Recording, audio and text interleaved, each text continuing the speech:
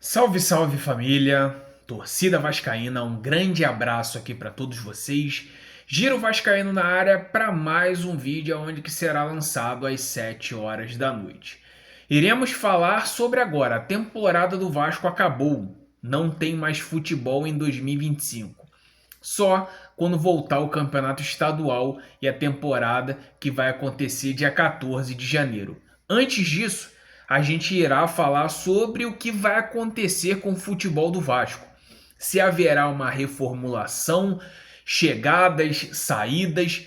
O papel nosso é simplesmente cobrar o melhor para o Vasco. E aqui nós iremos trazer informação e notícias para você, torcedor. Então chega deixando o seu joinha, o seu gostei, que é muito importante. Se inscreve aqui no canal, ativa o sino das notificações e, além disso, dá aquela compartilhada para ajudar o nosso amigo aqui a crescer a cada dia que passa. O Vasco está preparando uma barca. Todo mundo sabe que o elenco foi muito mal montado desde janeiro, foi corrigido ali no meio da temporada, apenas com algumas peças que vieram para o time titular, mas o Vasco não tem banco de reservas. O Vasco tem uma folha exorbitante, uma folha salarial muito grande e o Vasco precisa tirar isso a limpo. Jean Davi, rescisão contratual aconteceu nos últimos dias, inclusive de ontem para hoje. Então já não é jogador do Vasco. Na época, um jogador que foi contratado aí com mais de 8 milhões de reais aí vindo do México, não vingou absolutamente dinheiro jogado fora, com transferência, com luvas, com salário, entre outras coisas. Puma Rodrigues, 2 anos de contrato.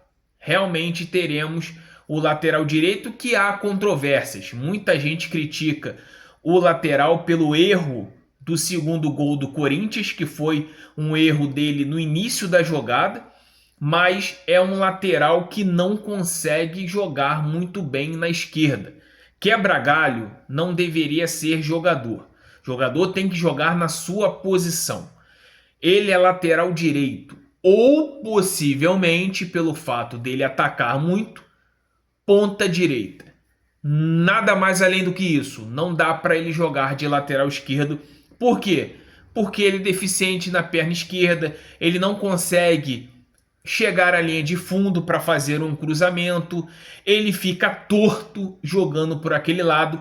Vários aspectos em relação a essa situação. Então, não tem condições do Puma jogar ali como lateral esquerdo e o Vasco terá que buscar no mercado um lateral esquerdo de, no mínimo, titular para a próxima temporada.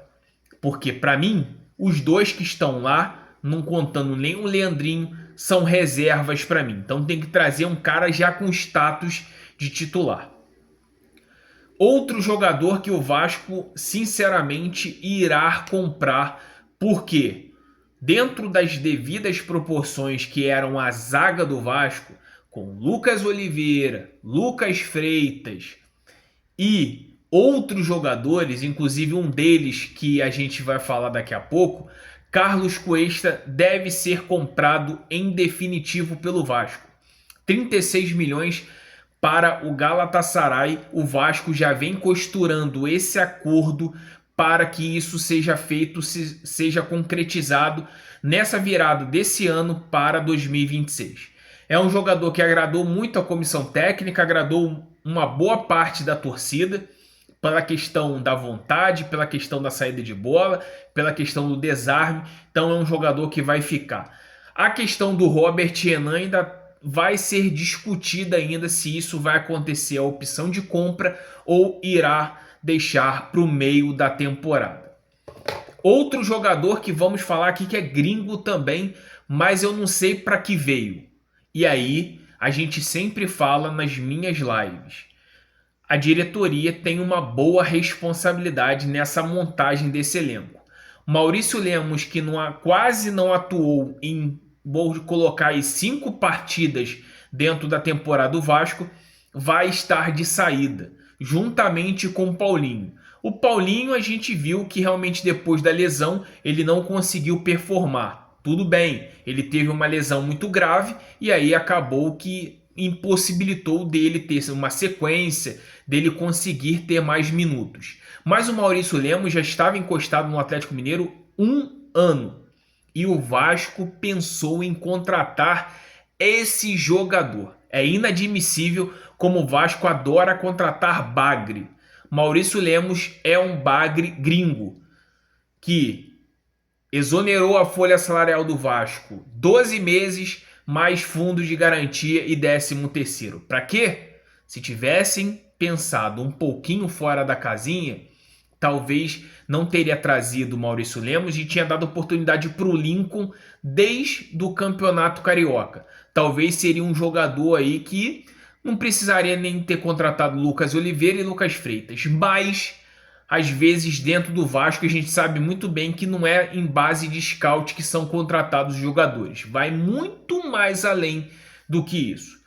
E um outro jogador que sinceramente vem rolando um burburinho da saída dele é o Pablo Verratti. Um atacante que já está mais próximo da aposentadoria do que conseguir jogar aí mais uns 3 anos. Existe e cogitam-se uma possibilidade de Verratti estar de saída do Vasco. O porquê, galera, irei explicar. Ficou bem claro que a partir do momento daquela transição que colocaram o Ryan como centroavante e tiraram o Verratti do time, já estavam dando indícios que o Verratti já não gozava muito do prestígio da comissão técnica. Isso ficou notório a partir do momento que o Ryan vinha jogando mais como centroavante, até mesmo porque o Vasco precisa valorizar esse ativo para conseguir vender, fazer uma alta venda nessa promessa que é o Ryan. Então o Verratti acabou sendo escanteado, acabou sendo colocado de lado. Ele simplesmente é um jogador que tem um vencimento alto e quase não produz. Por quê? Porque, vamos ser sinceros, o Verratti ele só consegue fazer alguma coisa na jogada aérea. Na bola nos pés, ele tem uma certa limitação técnica. E mesmo assim, em jogadas aéreas, ele só consegue fazer algo quando um lateral esquerdo consegue chegar na linha de fundo, porque aí se torna o ângulo que ele vai de frente ao gol.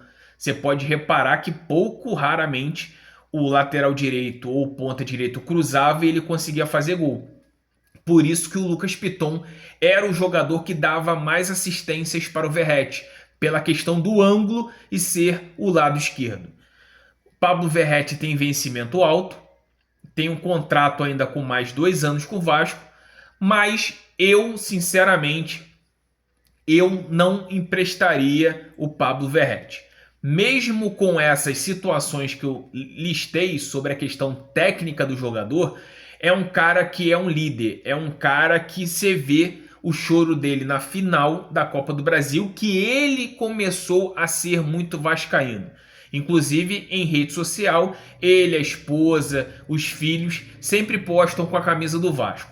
Por mais que não é aquele centroavante dos sonhos, eu acho que ele pode agregar e muito ali, às vezes jogando um carioca, sabendo que o calendário no ano que vem vai ser diferente. Ele pode muito bem jogar no estadual, enquanto outros jogadores podem ser preservados. Eu acho que o Pablo Verratti tem que continuar no Vasco. Por mais que eu fui muito crítico às atuações dele durante essa temporada, mas eu percebo que ele tem ainda oferecer ao Vasco.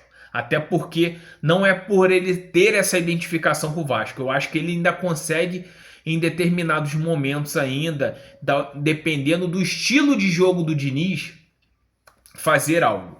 Mas vai depender muito da comissão técnica, vai depender muito do Diniz se o Pablo Verratti vai continuar ou não com a camisa do Vasco. Eu, sinceramente, não sei o que esperar, porque de Fernando Diniz a gente pode esperar tudo ou não pode esperar absolutamente nada.